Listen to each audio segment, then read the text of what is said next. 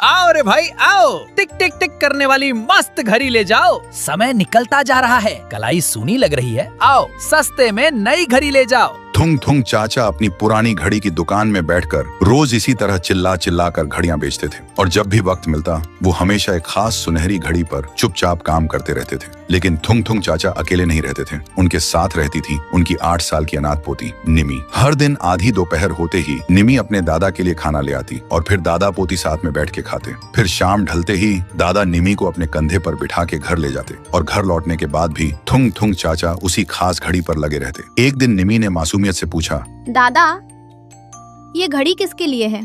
आप इसमें इतना वक्त क्यों लगाते हो? दादा ने मुस्कुराते हुए निमी के बाल सहलाए और कहा, ये तेरे लिए है बिटिया। जिस दिन इसकी धुन गूंजेगी ना, तुझे कभी अकेलेपन का एहसास नहीं होगा। ऐसा लगेगा जैसे तेरा दादा हमेशा तेरे आसपास ही है। पर वक्त को शायद कुछ और ही मंजूर था। कुछ महीनों बाद थुंग थुंग चाचा की तबीयत अचानक बहुत खराब हो गई। उन्हें शहर के बड़े अस्पताल ले जाना पड़ा। लेकिन जाते वक्त उन्होंने रोते हुए निमी से कहा, रोना मत बिटिया, मैं जल्द आऊंगा और तेरी घड़ी पूरी करूंगा। देखते ही देखते 2 हफ्ते बीत गए। गांव में खबर आई कि थुंग थुंग चाचा अब इस दुनिया में नहीं रहे। गांव वाले और पड़ोसी निमी को समझाते, अब रोना बंद कर दे निमी, दादाजी अब वापस नहीं आएंगे। लेकिन निमी को अपने दादा के वादे पर पूरा भरोसा था। वो हर रात उस अधूरी घड़ी को अपने सीने से लगाकर सोती। वो घड़ी सिर्फ एक खाली पीतल का डब्बा थी जिसमें ना कोई सुई थी और ना कोई मशीन। देखते ही देखते 1 साल बीत गया। निमी उस खाली घड़ी को देखते हुए रो रही थी क्योंकि उस दिन निमी का जन्मदिन था। लेकिन तभी अचानक उस घड़ी से बहुत धीमी सी आवाज आई, टिक टिक टिक,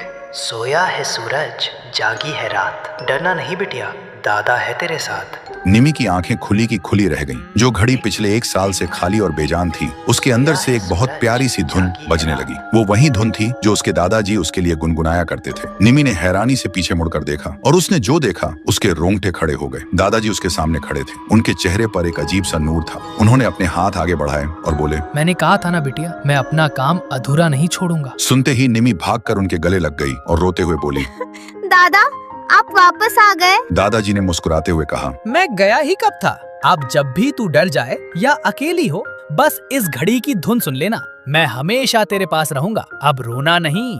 फिर अगले दिन सुबह जब निमी की नींद खुली तो कमरे में कोई नहीं था। उसे लगा शायद वो एक बहुत प्यारा सपना था। लेकिन जब उसकी नजर टेबल पर गई तो उसकी सांसें रुक गईं। वहां वो घड़ी रखी थी और वो अब कोई खाली डब्बा नहीं थी, वो पूरी तरह से बन चुकी थी और उसकी सुइयां एकदम सही समय बता रही थी। तो दोस्तों, सच कहते हैं सच्चा प्यार मौत से भी लंबा चलता है। अगर इस कहानी ने आपका दिल छू लिया तो थुंग थुंग चाचा की याद में एक लाइक और सब्सक्राइब तो बनता है दोस्तों।